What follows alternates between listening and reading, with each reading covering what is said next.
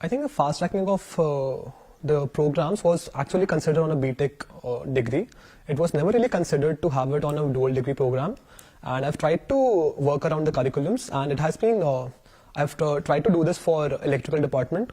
And so far I've obtained success in that, because if you do all the electives, if you consider the number of specialization electives you have to do, and you do all of them, you take one extra course every semester, then you will be able to completely do all of them by your 7th semester.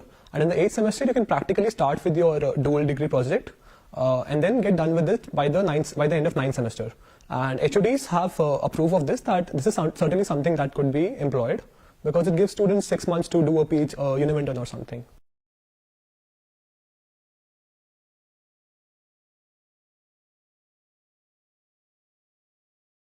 If you talk about collaborations in the manifesto, most of them are aimed at doing things which two bodies are already doing, but they are making the sessions redundant for students. Like, two bodies are doing similar things on different platforms, which makes it difficult for students to choose in one of them. And it's basically a wastage of the institute resources, the club resources. So the things are aimed at clubbing the resources, pooling them and making it better. Two, we're not really asking for help from some other bodies. It's more of like we're providing something to both the ends. It's a win-win situation for both the bodies. So it's definitely something that they have given the verbal approvals on. 3, there's always a remote possibility that the body might not be interested in collaborating, but a lot of initiatives, as I said, they're something that can be done individually, and it will be my best efforts to make sure that all the points are completed, even if I do not get the support of certain bodies in that, because it is something that we can do as an individual body, but could be done better by clubbing the resources so that students are less confused, etc. But I don't see a major problem in a lot of points that would fail if somebody refuses to collaborate.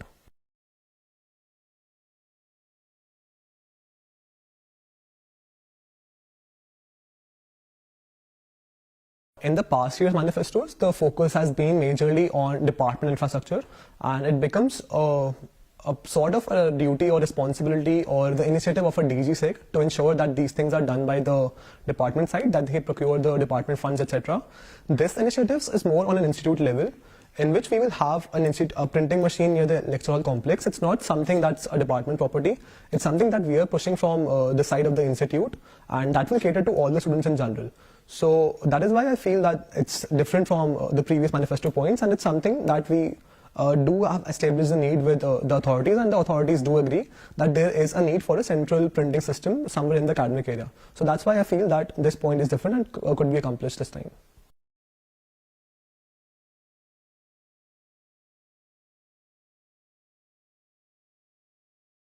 So the need for a student lounge arises from the fact that a number of people do not really have a productive setting where they can go whenever they have a free slot or something, where they can gather together and discuss, work together in peace, etc. And that is something that has been proposed in the LCH. 1 sec, I'm going to make this answer slightly longer. Does that work for you? Okay. Yeah. So where we have the ground floor and we have the LT rooms, and beside the RAM, then there is a space between that's not very well utilized. So that has been proposed to a higher authority, and they have given an in-principle approval of the same, that you can establish a student lounge as is done in many universities, and these could act as places where all the students could gather, and they could work for their assignments, say they could work on anything. There will be vending machine, there will be couches. Talking about a rough timeline, at present the proposal, since it has been verbally approved by a higher authority, I feel that it won't take a lot of time to draft things out once the approvals are done by the space committee, etc. And I can see it happening in the proposal being approved in this year at least, or maybe this year itself, not the next year. And finally, the construction of all of that happening and ending in, let's say, 2 years or something. 2 or maybe 2.5, depending on how the construction goes.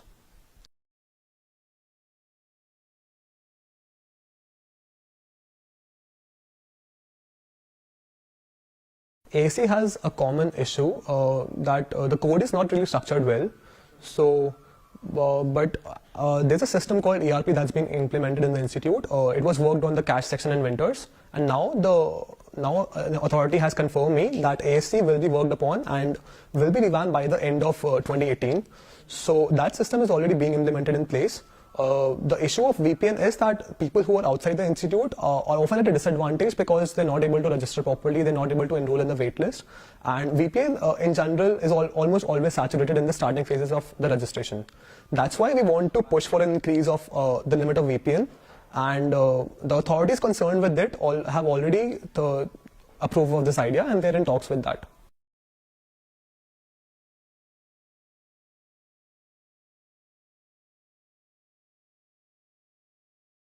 So the present system in itself is unfair for DD students because they do not get a lot of companies to open for them in the third year summers.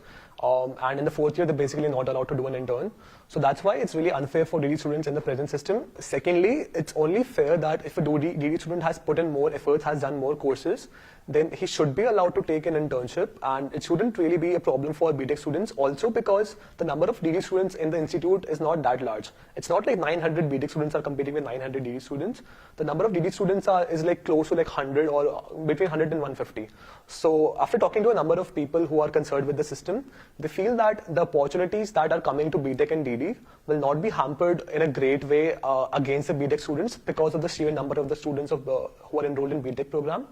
It's only fair that DD students get a chance to do an internship if they have put in more amount of efforts and more amount of courses.